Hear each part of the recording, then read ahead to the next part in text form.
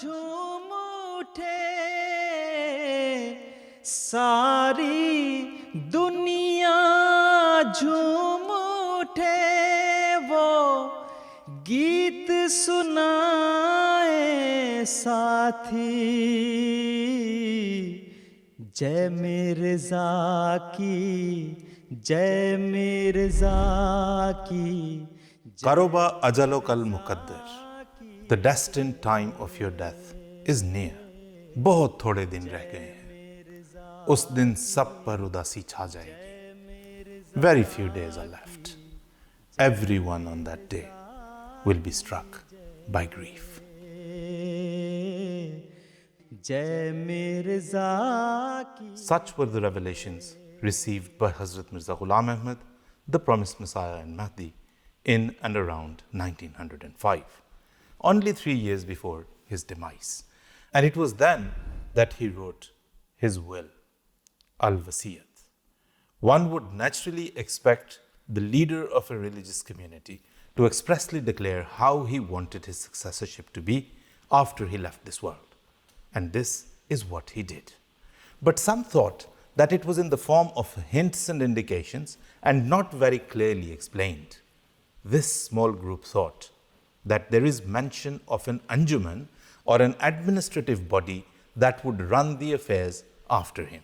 However, the vast majority held that he had alluded to caliphate or khilafat to be his successor. The reference to khilafat being his successor was quite clear. He wrote in very clear words that just as Allah the Almighty had appointed Hazrat Abu Bakr as-Siddiq radiyallahu anhu after the death of the Holy Prophet sallallahu alaihi wasallam, he will in the same way manifest his power after his, i.e., the promised Messiah's demise. But the question raised was, why did he not mention in a clear-cut way that he would be succeeded by Khilafat? Well, in this never-before-seen writing of the promised Messiah, we bring to you the answer in his own words. खिलाफत इर्तिकाए नस्ल इंसानी की सूरत है खिलाफत इर्तिकाए. A Mustafa Hussain Zaidi from Lucknow in India wrote to the promised Messiah alayhi salam asking why Hazrat Muhammad sallallahu alaihi wasallam had left no clear will as to his successorship. Had he done so, the dispute that struck Islam right after him would have been avoided. Replying to this long letter, the promised Messiah alayhi salam wrote, and I quote, मेरे नज़दीक तो अब ये बहस ही फजूल है.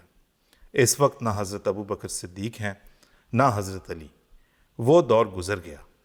अब तो ये तहकीकात चाहिए कि अब खिलाफत का कौन मुस्तहिक है. कुरान शरीफ में खिलाफत के बारे में सरीह पेशगोई थी. उसके मुआफिक होना ज़रूरी था. और पेशगोइयों के अम्र में रसूल को दखल देने की क्या ज़रूरत थी. खुदा इसका मुतकफ़िल था, जैसा कि सूरह नूर से समझा जाता है. So, this never-before-seen writing of the promised Messiah, put side by side with the analogy of Hazrat Abu Bakr Siddiq in his will, clearly shows that he too had seen Khilafat as his successorship. And he too, in line with his holy master, Hazrat Muhammad Mustafa sallallahu alaihi wasallam, had chosen not to interfere in a matter that Allah has taken in his own hands. And isn't more than a century of Ahmadiyya Caliphate a testimony to it being the rightful successorship of the promised Messiah? Is it not through the Ahmadiyya Caliphate that the message of Islam has reached the corners of the earth? Hence, any debates over this issue have drowned in the abyss of time.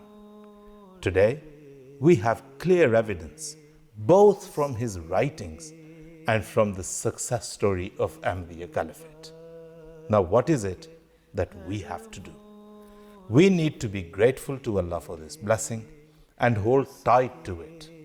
This blessing that is very much among us, and we need to be obedient to every word of Hazrat Khalifatul Masih.